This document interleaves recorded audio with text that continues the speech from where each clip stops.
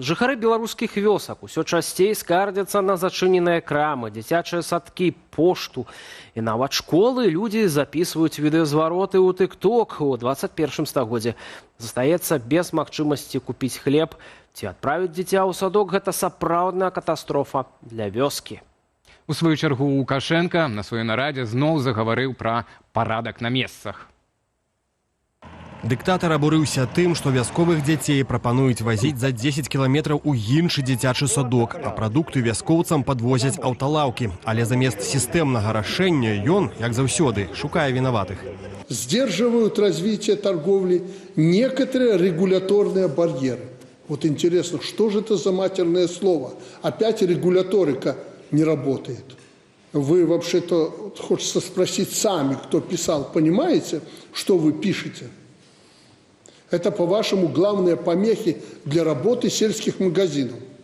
Управлять не можем, регулировать процесс не можем. Лукашенко раскрытыкаваў урад за ўведзеную маркіроўку тавараў. Таксама пад прыцэл трапіў і Белкапсаюз. Дыктатар абурыўся, што арганізацыя атрымала дзяржаўнае падтрыманне, але пры гэтым паказала страты на 33 мільёны рублёў, а гандлёвая сетка на вёсцы працягвае скарачацца. Асаблівае раздражненне ў кіраўніка дзяржавы выклікала тое, што заробкі кіраўнікоў Белкапсаюзу вышэйшыя, чымся ў міністраў, у той час як працадаўцы ў вёсках ледзь зводзяць канцы з канцамі. Лукашенко даручыў стварыць эфектыўную сістэму абслугоўвання ў вёсках. Ну і без жорсткага дэдлайну ніяк да 1 студзеня. Абмяркуем гэтую тэму з нашым наступным госцем. Андрэй Махоўскі, вядоўца праграмы «Оптимум» на YouTube-канале «Беларусы і рынок» ужо з намі на сувязі. Спадар Андрэю, вітаем вас, добрый вечар, дзякуем, што далучыліся да нашага эфіру. Добрый вечер. Все ж таки, на ваш погляд, вось прапаганда раней заяўляла пра тое, што здымаць ролікі ў тиктоку і скардзіцца на мясцовых чыноўнікаў – гэта не вельмі добрая ідэя, бо могуць прыйсці сілавікі. І тут Александр Лукашенко звяртае ўвагу вось досыць такую вострую праблему, якая ўжо даўно гучала ў сацыяльных сетках. Ну, І ў эфіры Белсат. Так, і што, на ваш погляд, змусіла Лукашенко все ж таки звярнуць увагу на гэту праблему?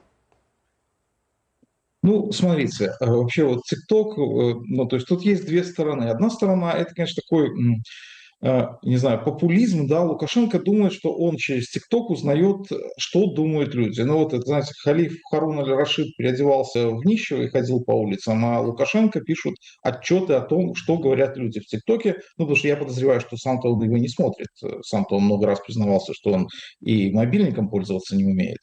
Вот, значит, ну, как бы это вот, ну, что такое для него ТикТок, да? Он думает, что таким образом он узнает, что на самом деле думают люди. Ну, и частично это правда.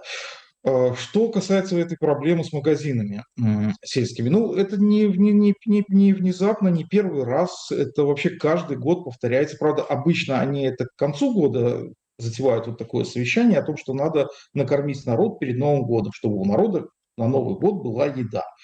Вот. Ну, в этот раз чуть-чуть раньше. Но это как бы вечная проблема. Этой проблеме уже 30 лет. 30 лет ее обсуждают. И 30 лет, ну, примерно на самом деле с одним результатом, хотя решение у проблемы есть, оно простое, и, собственно, в Беларуси оно уже давно найдено. Якое? В 2018 году вот бизнесу, который открывает магазины в деревнях, были предоставлены большие льготы. Ну, потому что мы имеем в деревнях там оборот поменьше, да, понятно, ну, просто людей поменьше. Вот, чтобы это компенсировать, там, отмена земельного налога, там, какие-то снижения налога на прибыль, там, льготные тарифы на электричество. Ну, там куча льгот, на самом деле, была. Проблема начала решаться, и она нормально решалась. Магазины открывались новые магазины. Там Евроопт, только Евроопт открыл 150 магазинов в деревнях. К 2023 году у нас было 50% магазинов в деревнях частные. Вот. Потом, но в 2023 году власти решили, что нет, нельзя же, ну как-то так, мы даем льготы такие, вот, ну невозможно, тем более бизнесу, они же негодяи. Поэтому льготы отобрали. Магазины начали закрываться. К концу 2023 года это была такая уже достаточно критическая ситуация. Ну, не критическая, но их много закрывалось. Поэтому в 2024 году льготы опять вернули там в немножко урезанном виде. И на самом деле я вот хочу сказать, что как бы сейчас нет такой этой проблемы остро. Она решается на самом деле.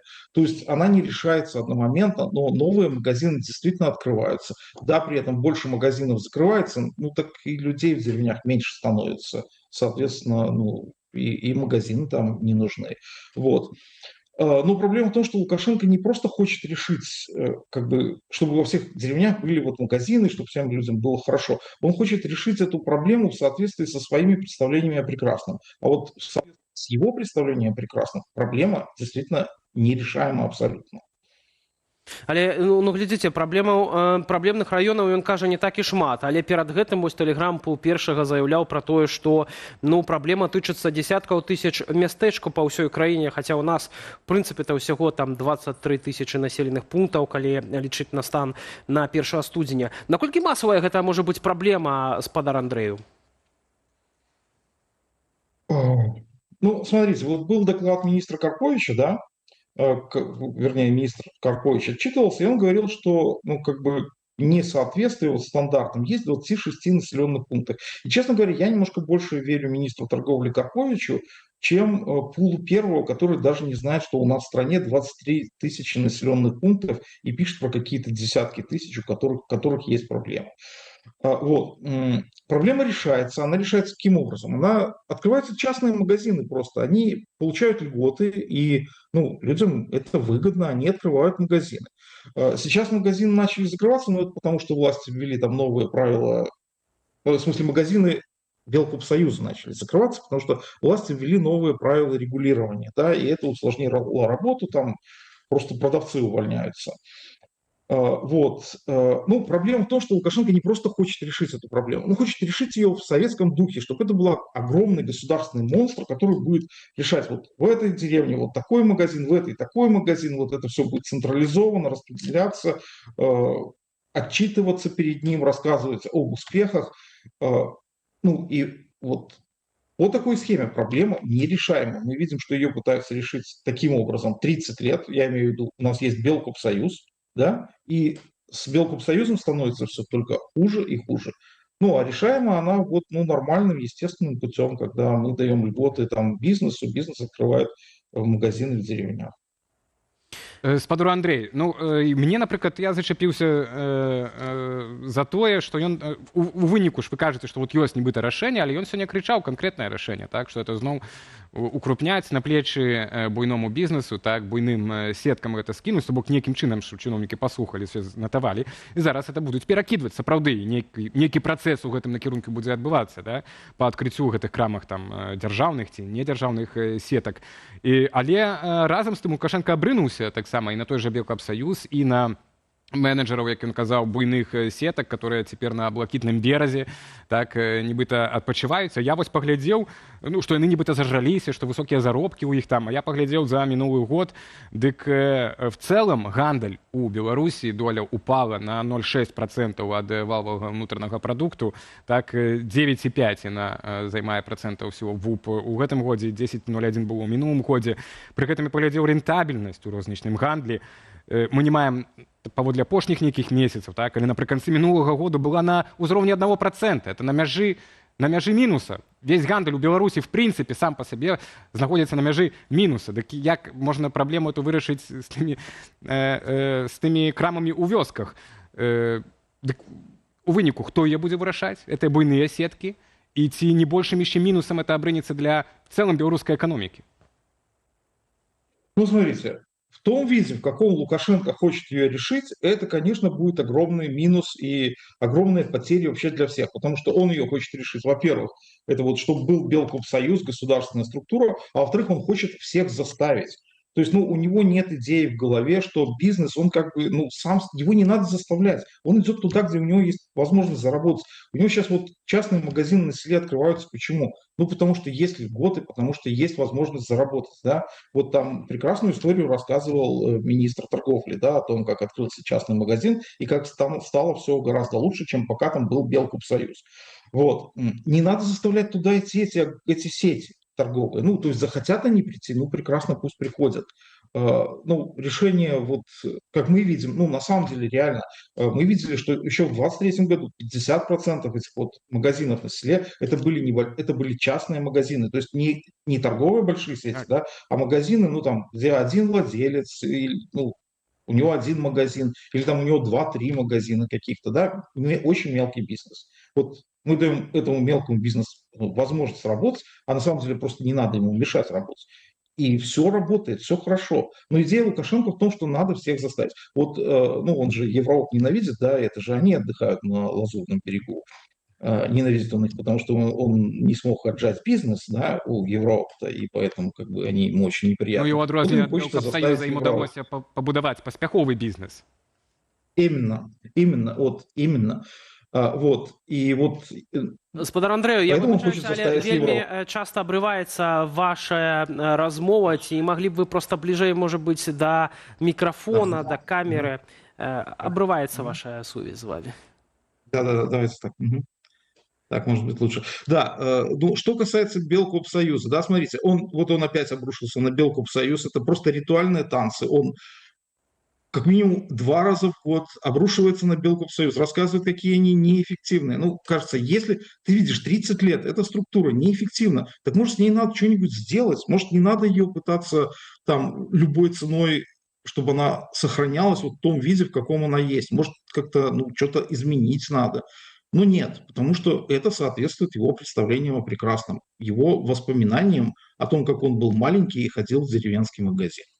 Спадар Андрэй, я яшчэ прапаную паслухаць меркаванне былога жыхара вёскі, журналіста з метра Лупача адносна таго, з якімі праблемамі сутыкаюцца людзі, якія жывуць у вёсках і, прынамсі, з вясковымі крамамі. Давайте паслухаем, вернемся да нашай размовы. Першая прычына, што мала жыхароў і эканамічна невыгадна. Там цяжка чалавеку ну, зарабіць у вясковай краме, дзе мала жыхароў і малы абарот. А калі ездзіце ў тылаўкі, ну тут таксама праблема ў тым, што асартымент нізкі. І, вядома, там пажылыя жыхары ў асноўным, таму стараюцца, ну, там таксама людзі робяць у раёне, стараюцца спіхнуць у тылаўкі такія прадукты, дзе ўжо тэрмін прыдатнасці або скончыўся, або вось скончыцца, і ведаючы, што вясковаму жыхару няма куды дзецца, ён это купіць. Ну і вось такія праблемы. І що праблема ў тым, што там у асноўным людзі старыя, і калі прадавец не дуже чесны чалавек, то ён яшчэ на гэтых людзях зарабляе. Ну, як без гэтага, спадару Андрэй, ну, сапраўды такая праблема ёсць, можа, там не пра прадаўца, які зарабляе, а пра тое, што, ну, аб'ектыўна там не кожная вёска мае там развітых дачнікаў, да, якія там папулярныя сярод дачнікаў, якія прыязджаюць, даглядаюць, і сапраўды ім патрэбныя там і прыватныя крамы вакол адчыняюцца, каб там і рамонты ж таксама на дачах рабіць, і гэтак далей. Цэлая куча вёсак, там, ну, непапулярныя сярод дачнікаў, так, і жыве насельніцтва, якому трэба хлеб, аўталаўка ці яшчэ штосьці. Я тут задаў такую ідэю ў чаце трансляцыі, што можа дроны-дастаўшчыкі падключыць да гэтай ідэі, якая ўжо ў год 15, я ведаю, такі стартап распрацоўваецца ў свеце, яго тэсцілі ў Літве. Ну, але мне тут у чаце паправілі, спадарня Эміля, дзякуй за папраўку. Дык дроны ў Беларусі забароненыя. Няхай сілавікі займаюцца забеспячэннем прадуктаў жыхароў вёсак, што ім яшчэ рабіць? Камяні ўжо збіралі. Дык што мы можам зрабіць, вось улічваючы нашу сітуацыю з вёскамі, дэмаграфічную перадусім інфраструктуры, для того, каб неяк яна падтрымлівалася? Бо праблемы ж не толькі ў крамах, там зачыняюцца і школы, дзіцячыя садкі, як-то людзям трэба там жыць, так? Ну, смотрите, ну, на самом деле, да, ну, понятно, что мы ничего не можем сделать с деревнями, в которых там живет 6, 7, 10 человек. Ну, никто не будет там открывать магазин, детский сад, там, даже если оно по какому-нибудь там советскому установлению от 48 года положено, что там был магазин, детский сад и школа, да, ну, никто не будет его открывать, ну, потому что это бессмысленно. Вот. Ну, в деревнях, ну, мы сейчас говорим про деревни, которые все-таки, ну, как бы, в которых это имеет экономический смысл открывать, да? Даже деревни без дачников, даже в таких деревнях, ну, открываются эти частные магазины, работают эти частные магазины. То есть, ну, надо им просто не мешать, надо дать людям возможность работать. Ну, может быть, дать им еще какие-то льготы. Ну, в отличие от Белкопсоюза, вот этой гигантской структуры, они не требуют из бюджета постоянных денег и постоянной поддержки. Там на Белкопсоюз тратится А вось чаму десятки яны этого не миллионов робяць? рублей. Спадар Андрей, а чаму яны не вяртаюцца ў 18-й год? Вот в этом пытанні не разняволяць хаця бы пачынаць ад вёскі эту лібералізацыю. Так потому что Лукашенко же ненавидит бизнес. Ну, мы же это... Его же идея сейчас, он же как бы... Если раньше он был готов с этим играться, да, каким-то образом, то он решил, что в 2020 году вот против него, тех, кто выступал, это как раз бизнес. И, ну, то есть они для него социально чужды, они всегда были ему социально чуждыми, а после 2020 года особенно социально чужды. И мы же это видим по всему. Мы видим это вот по регулированию цен этому государству. Мы видим по тому, как ИП давят и закрывают. Мы видим по его отношению по всем вот этим вот попыткам взять под себя, загрести под себя все, что может приносить там какой-то доход. Ну, маршрутки, вот, например, да, Так. там фармации, аптеки. Вот. То есть, ну, потому что Лукашенко не хочет никакого частного бизнеса. Для него принцип спроса и предложения – это, в общем, ругательство. Асабліва Как пасля он в последнее время любит говорить матерные слова. Дзякуй спадару Андрей. Андрей Махоўскі быў у нас у гасцях, эканаміст, абмяркоўвалі мы дэфіцыт крамаў у беларускіх вёсках. Дзякуй вялікі, вядоўца праграмы «Оптимум» на YouTube-канале «Беларусы і рынак» Андрэй Махоўскі.